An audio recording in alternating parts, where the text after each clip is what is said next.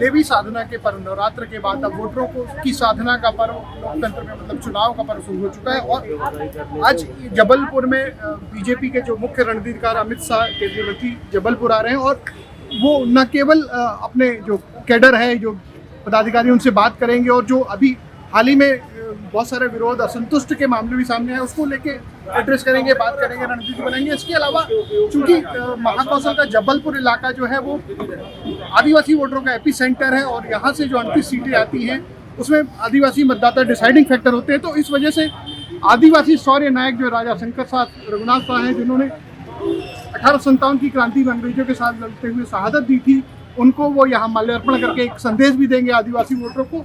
और इसके अलावा जो है उनका ये भी होता है कि आमतौर पे चुनाव के पहले नेताओं की आम सभा, पब्लिक मीटिंग होती है, लेकिन अमित शाह की चूंकि यहाँ पर केवल ये स्मारक में श्रद्धांजलि के अलावा कार्यकर्ताओं या पदाधिकारियों के साथ बैठक है और उस बैठक में क्या हो सकता है, क्या चर्चा हो सकती है, हमारे साथ बात करने के लिए नेता प्रतिपक्ष कमलेश अग्रवाल जी हैं। उनसे पूछते, कमलेश जी बताइए, अमूमन नेताओं की इस समय मीटिंग होती है, लेकिन अमित शाह की बैठक हो रही है, तो क्या इसके लिए संतुष्टि को साधन है या रणनीति बनाना है? जब भी चुनाव होता है तो आपको ये समझ में आता होगा कि कोई भी हमारा वरिष्ठ नेता है तो कहीं ना कहीं जाके कई बार ऐसा होता है कि कार्यकर्ता हमारे कुछ असंतुष्ट हो जाते हैं, लेकिन लगातार इस बात की बैठक ली जाती है कि हमें चुनाव कैसे जीतना है। और यदि कोई हमारा शीर्ष नेतृत्व का कोई नेता आता है तो निश्चित रूप से कार्यकर्ताओं में भी एक खुशी का वातावरण रहता है और जो छोटी मोटी आपसी मतभेद होता है वो भी खत्म होता है। तो निश्चित रूप से आज हमारे शहर में एक बहुत बड़े नेता का आगमन हो रहा है और हम सब बहुत खुश हैं। और आपने देखा होगा कि भारतीय जनता पार्टी ने हमेशा जो देश के लिए बलिदान हुए हैं और जिन्होंने अपनी शहादत दी है तो उनकी शहादत को याद करने का निश्चित रूप से भारतीय जनता पार्टी ने हमेशा प्रयास किया है। तो आज इस अवसर पर वो हमारे शंकर शाह रघुनाथ शाह जी का यहाँ पे माल्यार्पण करेंगे और कहीं ना कहीं जाकर शंकर शाह जी और उनका हमारे देश के लिए बहुत अधिक योगदान था और आज उन सबके बलिदान को याद किया जा रहा है और हमारे अमित शाह जी इस कार्यक्रम में उपस्थित होने जा रहे हैं।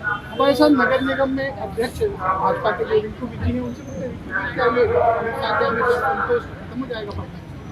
ये हमारी विकेट प्रक्रिया है। संस्कार दानी में केंद्रीय मंत्री अमित शाह जी का स्वागत है। आज वो संभागीय बैठक लेने आ रहे हैं और यहाँ से निकल रहे हैं तो हमारे जो राज्य हैं शंकर शाह जी, रघुनाथ शाह, जिन्होंने अपना बलिदान दिया था हमारे जबलपुर संस्कारधानी के ही, तो उनको पुष्पांजलि करेंगे, फिर जाके संभाग की बैठक लेंगे। निश्चित रूप से बहुत दावेदार होते हैं, हर सीटों में 10-10, 12-12, 15-15 दावेदार टिकट एक को मिल सकती है। तो टिकट जिसको मिली है उसके लिए सब काम करें, सामंजस्य बनाने का काम नेताओं का होता है। हमारे मार्गदर्शक हैं, हमारे वरिष्ठ नेता हैं, उनके मार्गदर्शन। भाजपा के इसी संभागीय दफ्तर में अमित शाह बैठक ले रहे हैं और बैठक में क्या कोर इश्यू होगा, हमारे साथ बात करने के लिए बीजेपी के राष्ट्रीय प्रवक्ता राकेश त्रिपाठी जी मौजूद हैं। राकेश जी बताइए, ये जो असंतोष है उसको बैठक है या किसी सीटों को संतोष है? भारतीय जनता पार्टी में किसी प्रकार का कोई असंतोष नहीं है। ये वही दफ्तर है जहाँ केंद्रीय मंत्री के साथ मिसबिहेव भी नहीं, कोई मिसबिहेव नहीं था। वो भी निश्चित रूप से एक कंफ्यूजन क्रिएट हुई थी। किसी प्रकार का मिसबिहेव होता तो यहाँ धरने प्रदर्शन होते। आप देख कर के आइए, भोपाल में कमलनाथ जी का अपने घर से निकलना मुश्किल हो रहा है, दिग्विजय सिंह जी के घर के बाहर पूरियां तली जा रही है। असंतोष देखना है, बगावत देखनी है तो कांग्रेस के दफ्तर जाइए। भारतीय जनता पार्टी में तो इतना खुशनुमा वातावरण है, पार्टी एक परिवार की तरह है। ये परिवार की पार्टी नहीं है, इसलिए ये अंतर है। आज अमित शाह जी का ये दौरा आज पार्टी की रणनीतिक तौर पर ये भारतीय जनता पार्टी की विशिष्ट कार्यपद्धति है, जिसमें पार्टी के पदाधिकारी कार्यकर्ता बैठ करके समीक्षा करते हैं, रणनीति बनाते हैं और कैसे हर बूथ को हम जीत सकें, हर पन्ने को हम दुरुस्त कर सकें, हर वोटर को हम टच कर सकें, केंद्र सरकार की और राज्य सरकार की उपलब्धियां घर घर तक पहुंचा सकें। इसकी समीक्षा भी करेंगे और आगे की रणनीति भी बनाएंगे। 2018 के चुनाव में महापौर की 38 सीटें 24 में हार का सामना, क्या ये बैठक इसी हार को जीत बदलने की हो रही है? देखिए, ये सही है कि पिछली बार कुछ चूक हो गई थी, कुछ कमियां रही थी, लेकिन भारतीय जनता पार्टी में हमारे सलाहकार पुरुष अटल जी कहते थे कि भाजपा कार्यकर्ता या तो जीतता है या सीखता है। तो हम पिछली बार जो सीखा था हमने, उससे इस बार सीख करके हम जीत में कैसे तब्दील करें, इसके लिए आज भारतीय जनता पार्टी की बैठक हो रही है। और जितना उत्साह कार्यकर्ताओं में, मैं तो पूरे मध्य प्रदेश में अलग अलग स्थानों पर दौरा करके देख रहा हूँ कि भारतीय जनता पार्टी के कार्यकर्ताओं में अभूतपूर्व उत्साह है, 2/3 बहुमत की तरफ जा रहे हैं। और गुजरात जैसा परिणाम आपको मध्य प्रदेश में देखने को मिलेगा, जहाँ बिल्कुल लैंडस्लाइड विक्ट्री, आपको एक तरफा विक्ट्री दिखेगी। और मैं तो कह रहा हूँ कि कमलनाथ जी के लिए मुश्किल हो रही है छिंदवाड़ा में अपनी सीट बचाना, तो अपनी सीट बचाएं। 3 दिन तक बैठे थे शायद वहाँ कमलनाथ जी इस समय छिंदवाड़ा में, जिस छिंदवाड़ा में नामांकन करके चले जाते थे, दोबारा झांकने भी जाते थे, वहाँ 3 दिन तक बैठना पड़ा था। भारतीय जनता पार्टी के मजबूत प्रत्याशी ने इस बार उनको वहीं घेर लिया है, अपने गढ़ में, अपने घर में घिर गए हैं कमलनाथ। प्रदेश अध्यक्ष महोदय होना है कि यहाँ पे आना है और आपकी मुलाकात अमित शाह जी से कराना। मैं आया था, उनसे मिल लिया, उन्होंने मुझे जो बोला मैंने भी उनको हाँ कहा। पार्टी के शीर्ष नेता जो कुछ कहे तो उसको मानना चाहिए, मेरा ये मानना। हालांकि मैंने कार्यकर्ताओं को 4 बजे बोला था, 4 बजे आके सबकी बात सुन रहा हूँ मैं 8 दिन से, और फिर मैंने क्या सोचा वो बताऊँगा। कम से कम उनके मिलने से मेरे एक लाइन तय हुई, जिस लाइन में मैं सोच रहा था उसी पे आगे बढ़ना है।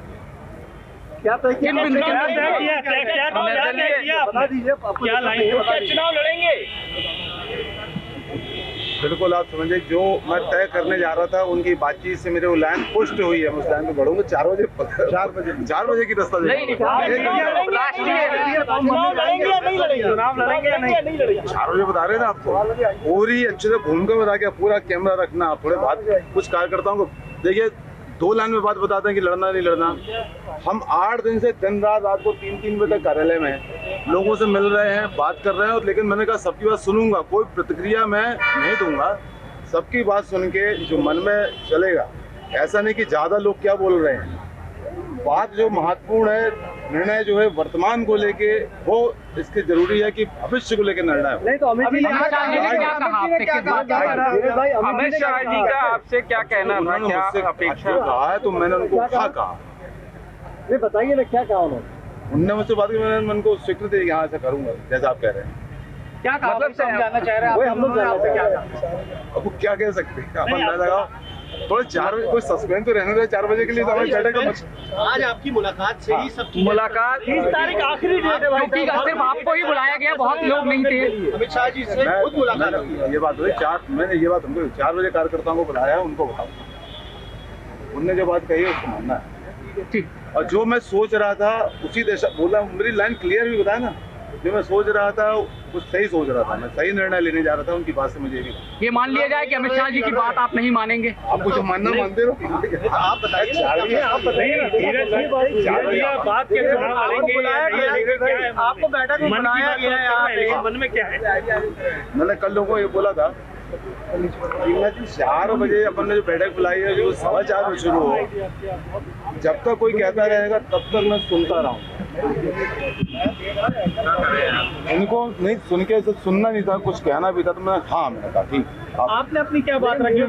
कोई बात, मैंने क्योंकि विषय सब तक पहुंचा हुआ था और उनको विषय पता होते उन्होंने जो कहा, मैंने कहा ठीक है जैसा आप कहा। भाजपा कार्यालय में जो हंगामा हुआ, क्या उस संबंध में भी कोई चर्चा हुई? नहीं, अरे इतनी कट्टू मुलाकात में कहाँ इतनी लंबी बात पे आएगा अभी तो उसमें। लेकिन इतना जरूर है, इनकी मुलाकात से निर्णय करने में मुझे बहुत सुविधा हो रही है। अमित जी की बात से आप संतुष्ट हैं? पार्टी का शीर्ष नेता बोले तो, और मेरे हित में बोल रहा है ऐसा मुझे लग रहा है, तो बिल्कुल सही बात। मतलब आप निर्दलीय चुनाव नहीं लड़ेंगे दिलीप भाई? 4 बजे बताऊंगा भाई। बात से लग रहा है। गृह मंत्री अमित शाह ने, भाजपा के मुख्य रणनीतिकार और गृह मंत्री अमित शाह ने आज जबलपुर के संभागीय दफ्तर में बीजेपी के पदाधिकारियों की बैठक ली, जिसमें चुनाव प्रभारी भूपेंद्र सिंह यादव और बैठक में कहा जा रहा है कि उन्होंने कार्यकर्ताओं को ये मैसेज देने के लिए कहा है कि सब लोग प्रत्याशी की बजाय चुनाव चिन्ह देके, कमल का चिन्ह को जिताने की बजाय एकजुट होकर चुनाव मैदान में जाए। समय बेहद कम है और आपसी मनमुटाव भुलाकर, क्योंकि इसी बीजेपी के दफ्तर में कुछ दिनों पहले टिकट को लेकर संतोष हुआ था, जिसमें केंद्रीय मंत्री भूपेंद्र सिंह यादव के साथ बेसुध भी हुआ था। उसको लेकर भी अमित शाह ने कहते कि नाराजगी जताई और सबको निर्देश दिए गए हैं कि सब लोग एकजुट होकर चुनाव मैदान में पहुंचे, क्योंकि महाकौशल जो नाक की लड़ाई बन चुका है। यहाँ की 38 सीटों में 2018 के चुनाव में बीजेपी को 24 में हार का सामना करना पड़ा था और कहा जा रहा है कि अमित शाह ने उन्हीं 38 सीटों पर फतेह के लिए यहाँ मंत्र दिया है और ये उम्मीद की जा रही है कि ये मंत्र बीजेपी के काम आए और 17 नवंबर को मतदाता बीजेपी के लिए अधिक से अधिक वोट करें। Ajay Tripathi, ABP news, Jabalpur.